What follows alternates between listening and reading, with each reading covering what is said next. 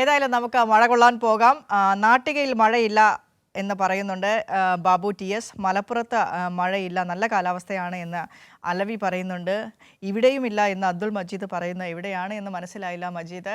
ഏതായാലും നമ്മളെ മഴ കൊള്ളിക്കാൻ കൊണ്ടുപോകുന്നത് സാരംഗാണ്, തിരുവനന്തപുരത്ത് നിന്നും. Sarang, good morning. Vijisha, good morning. സാരംഗിന്റെ കയ്യിൽ കുടയില്ല, അപ്പോൾ തിരുവനന്തപുരത്തും മഴയില്ല.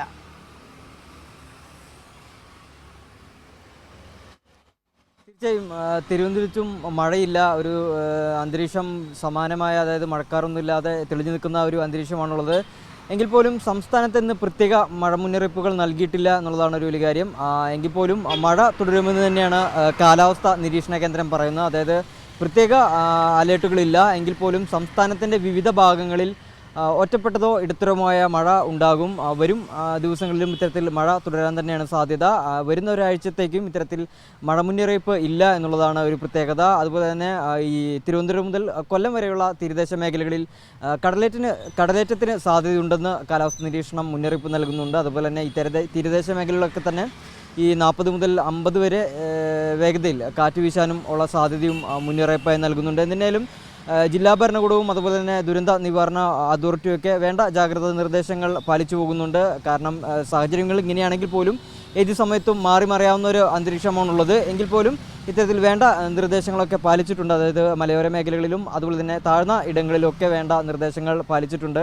ഏതെങ്കിലും തരത്തിലുള്ള അപകട സാധ്യതകളൊക്കെ ഉണ്ടാകുകയാണെങ്കിൽ ഉടനെ തന്നെ സംരക്ഷണം ഒരുക്കാൻ വേണ്ടിയിട്ടും ജനങ്ങളെ മാറ്റിപ്പാർപ്പിക്കുന്നതിന് വേണ്ടിയുള്ള അത്തരത്തിലുള്ള എല്ലാ നടപടികൾക്കും വേണ്ടി ഇത്തരത്തിൽ ഭരണകൂടവും ജില്ലാ ഭരണകൂടവും അതുപോലെ തന്നെ ദുരന്ത നിവാരണ അതോറിറ്റിയും വേണ്ട നിർദ്ദേശങ്ങൾ പാലിച്ചിട്ടുണ്ട്. അതുപോലെ തന്നെ ഈ മത്സ്യബന്ധനത്തിനുള്ള വിലക്ക് ഇപ്പോഴും തുടരുകയാണ്. കർണാടക ലക്ഷദ്വീപ് തീരങ്ങളിൽ, കേരളം കർണാടക ലക്ഷദ്വീപ് തീരങ്ങളിൽ മത്സ്യബന്ധനത്തിനുള്ള വിലക്ക് തുടരുകയാണ്. കഴിഞ്ഞ ദിവസവും വിലക്കുണ്ടായിരുന്നു. അത് വിലക്ക് ഇന്നും തുടരുന്നതാണ് മനസ്സിലാക്കാൻ കഴിയുന്നത്. എന്തായാലും മഴ ഇതുവരെയും സംസ്ഥാനത്തിൻ്റെ ഒട്ടുമിക്ക ഭാഗങ്ങളിലും മഴ ഇല്ല എന്നാണ് മനസ്സിലാക്കാൻ കഴിയുന്നത്. വിജീഷ, ശരി. ഏതായാലും സാരംഗ് പറയുന്നത് മഴയില്ല എന്നുള്ളത് തന്നെയാണ്.